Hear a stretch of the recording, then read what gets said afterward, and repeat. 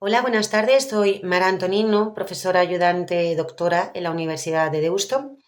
Y en esta comunicación quisiera compartir algunas consideraciones muy breves sobre la tutela jurisdiccional del derecho a la cultura.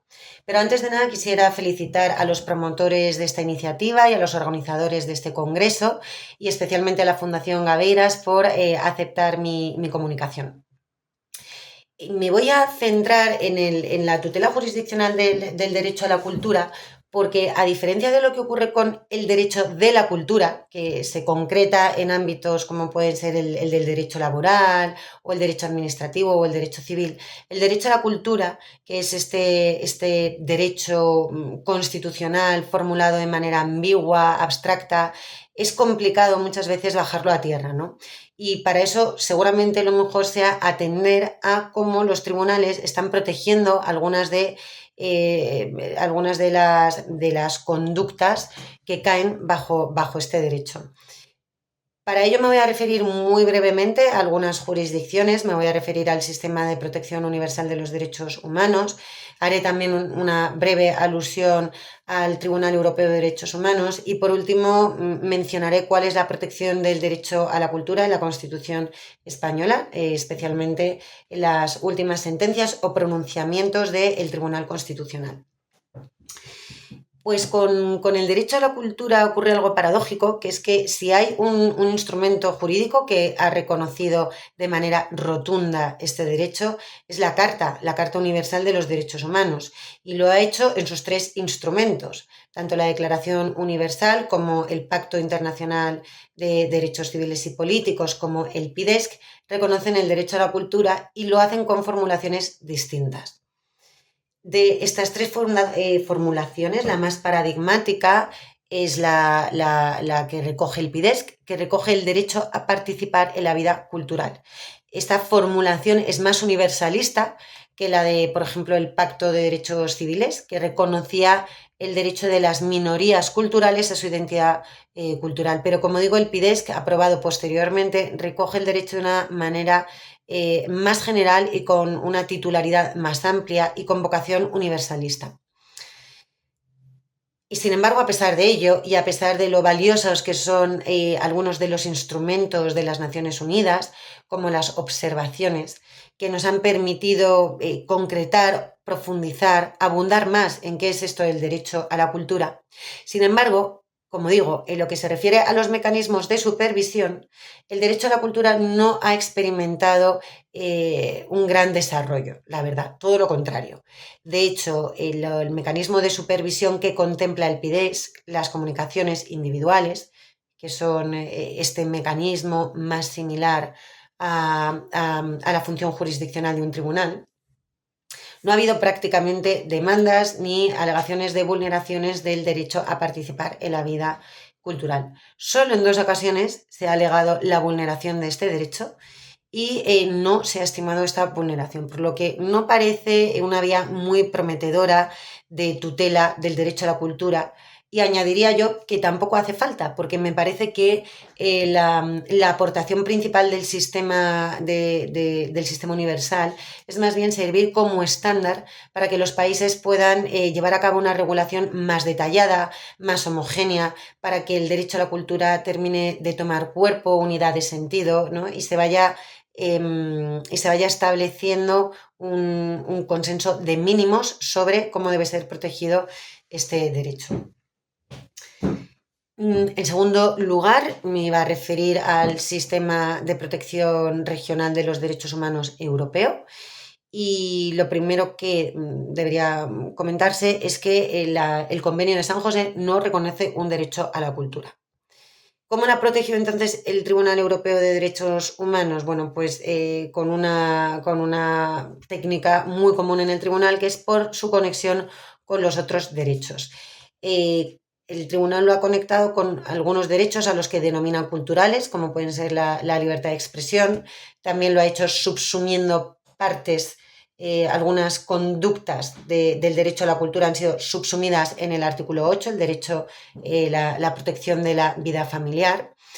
Y en otras ocasiones lo ha hecho a través de la libertad religiosa o de la libertad de asociación. Pero de todos ellos seguramente el que ha ofrecido una protección de mayor alcance, el que es más tuitivo con el derecho a la cultura, ha sido la libertad de creación artística.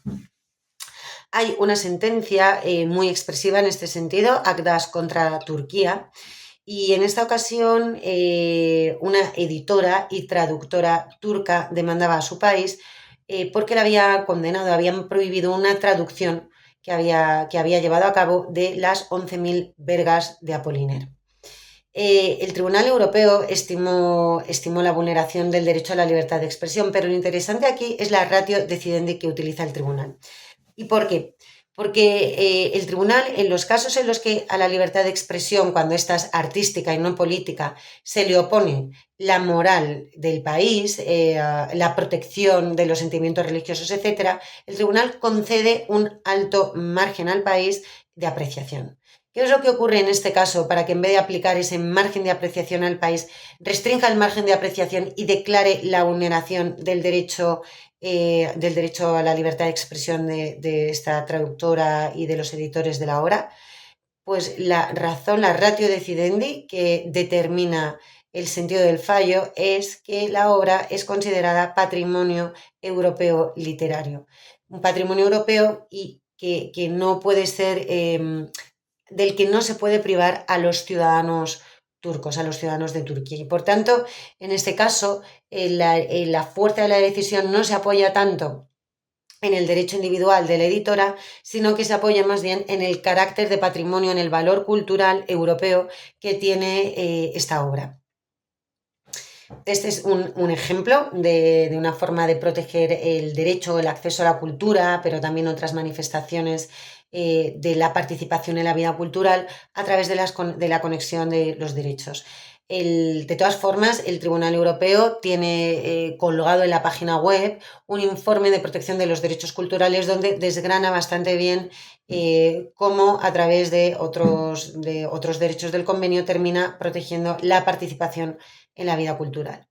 Y por último, y no me queda mucho tiempo, me voy a referir a la Constitución española, que recoge el derecho a la cultura en el artículo 44. Digo que recoge el derecho a la cultura, pero esto no es del todo exacto, porque si bien la Constitución formula como un derecho la protección de la cultura, en realidad, acto seguido, después de hablarnos de la cultura a la que todos tienen derecho, acto seguido, cuando contempla el régimen jurídico de protección y de tutela de esta cláusula, dice que no podrá ser alegada frente a los tribunales hasta que no sea desarrollado por el legislador. Esto quiere decir ni más ni menos que no se trata de un derecho en sentido estricto. En principio, esto restaría toda la virtualidad al derecho hasta que el legislador desarrollara la configuración legal de este precepto. Y sin embargo, no es así. El tribunal ha concretado la protección del derecho en unos casos relativamente recientes, bueno, ya no tanto, sobre la protección de la tauromaquia.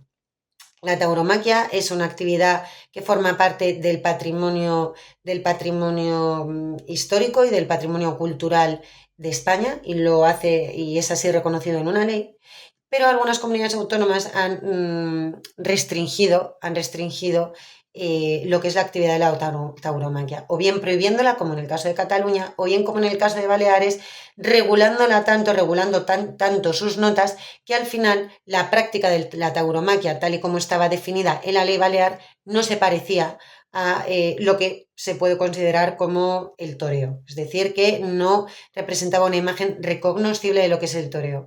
Y el tribunal, con motivo de la impugnación que se hizo de la ley balear por no respetar la tauromaquia, el Tribunal Constitucional precisamente sostuvo que la tauromaquia era una garantía institucional.